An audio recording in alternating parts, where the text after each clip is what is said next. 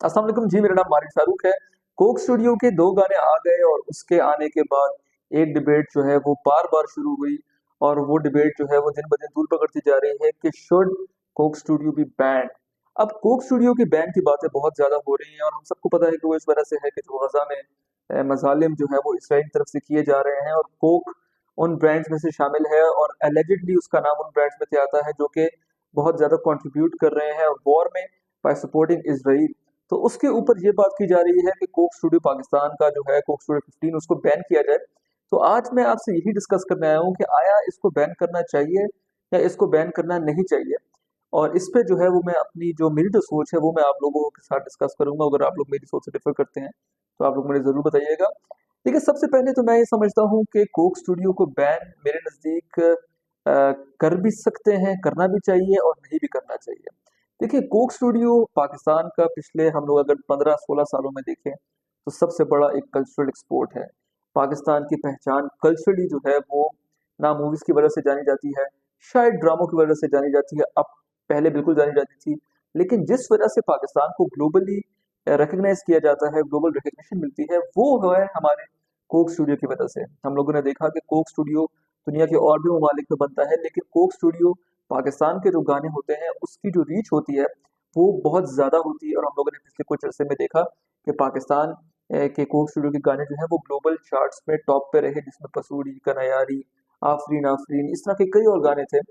जिन्होंने अपना जो है वो लोहा मनवाया और पाकिस्तान का नाम जो है वो इंटरनेशनली रिकॉग्नाइज़ करवाया। तो जो सबसे बड़ी पाकिस्तान की कल्चरल एक्सपोर्ट मेरे नज़दीक इस वक़्त है, उसको बैन करना जो है वो समझ से थोड़ा-सा मुझे बाहर लगता है और मैं समझता हूँ कि उसको बैन नहीं करना चाहिए। इस वजह से क्योंकि हम लोगों की जो एक ग्लोबल रिकॉग्निशन है, उसमें कमी आएगी। सेकेंडली ये कि देखिए एक जो गाना बनता है उसमें बहुत ज़्यादा टेक्नीशियंस, बहुत ज़्यादा आर्टिस्ट, बहुत ज़्यादा जो है वो मैन पावर इन्वॉल्व होती है और ये सारी की सारी मैन पावर जो है वो पाकिस्तानी है।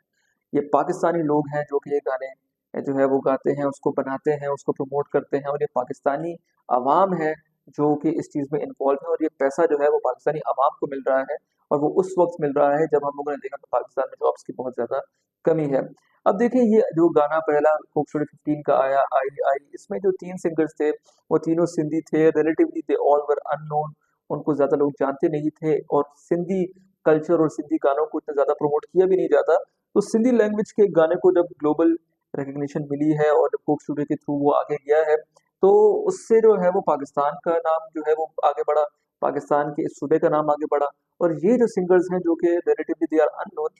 इन लोगों का जो नाम है वो आगे गया। तो ये फ़ायदा जो है ये पाकिस्तान के इन आर्टिस्ट्स को ही हो रहा है जिन आर्टिस्ट जो आर्टिस्ट जो हैं वो अपने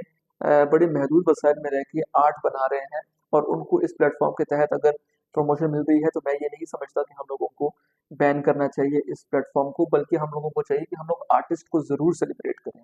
आर्टिस्ट को सेलिब्रेट करना बहुत ज़रूरी है क्योंकि पाकिस्तान में बहुत टैलेंट है, बहुत डाइवर्सिटी है, बहुत डाइवर्सिफ़िकेशन है और इसकी वजह से जो है पाकिस्तान के डिफरेंट डिफरेंट सूबों से डिफरेंट डिफरेंट टैलेंट जो है वो सामने आता है और इस टैलेंट को जो है हम लोगों को हाईलाइट करना चाहिए, प्रमोट करना चाहिए, ना कि इसको रोकना चाहिए। अब बात आई कि कोक का जो रोल है, तो मेरे नज़दीक बिल्कुल कोक का एक बहुत नेगेटिव रोल है और हम सबको चाहिए कि हम लोग इस चीज़ से परहेज़ करें, गुरेज़ करें कि हम लोग कोक परचेज़ ना करें। कोक स्टूडियो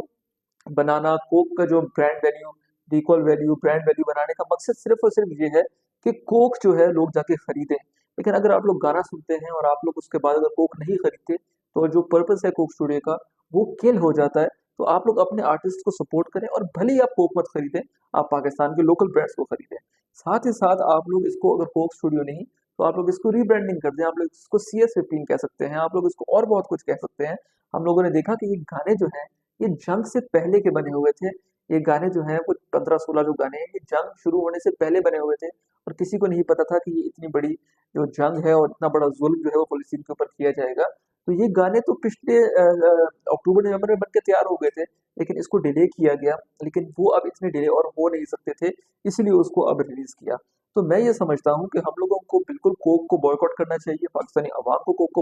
को बॉयकॉट करना चाहिए। हम लोगों को चाहिए हम लोग उन प्रोडक्ट्स को बिल्कुल भी ना खरीदें, जो प्रोडक्ट्स जो हैं वो गज़ा के अंदर जो है वो कैटास्ट्रॉफ़ी फैलाने में मददगार साबित हो रहे हैं, जिसमें ज़ारा का ब्रांड है और मुझे लगता है कि मैं अब कभी भी ज़ारा नहीं खरीदूँगा क्योंकि ज़ारा जिस तरीके से एक ब्लेटेंट बेशर्मी के साथ जो एक साइट चूज की है, जिसमें उन्होंने अभी अपनी कैंपेन के लिए एक बहुत टॉप नॉच इजरायली मॉडल को लिया है। मैं नहीं समझता कि इसके बाद हम ज़ारा को लेंगे, और हम लोगों को एज ए नेशन चाहिए कि हम लोग इन चीज़ों को बॉयकॉट करें, रादर देन हम लोग अपने कल्चरल एक्सपोर्ट पे पाबंदी लगाएं, हम लोग अपने टैलेंट को जो है वो नीचे की तरफ लेके जाएं। तो मेरे नज़दीक हम लोगों को अपने टैलेंट को ज़्यादा से ज़्यादा प्रमोट करना चाहिए, और इस तरह के ब्रांड्स को एज अ ब्रांड जो है हम लोगों को चाहिए कि हम लोग इसको जो है वो इस पे जो है वो अपने पैसे ना लगाएं और इसको बैन करें। तो इससे जो है वो ज़्यादा असर पड़ेगा, rather than banning our own artist, our own culture, and एक इंडस्ट्री को खत्म करना। आई होप कि मेरी वीडियो आप लोगों को पसंद आई होगी। अगर आप लोग की राय मुझसे डिफरेंट है तो आप काइंडली कमेंट सेक्शन में शेयर करें। इंशाल्लाह मुलाकात होती है अगली वीडियो में। बहुत शुक्रिया।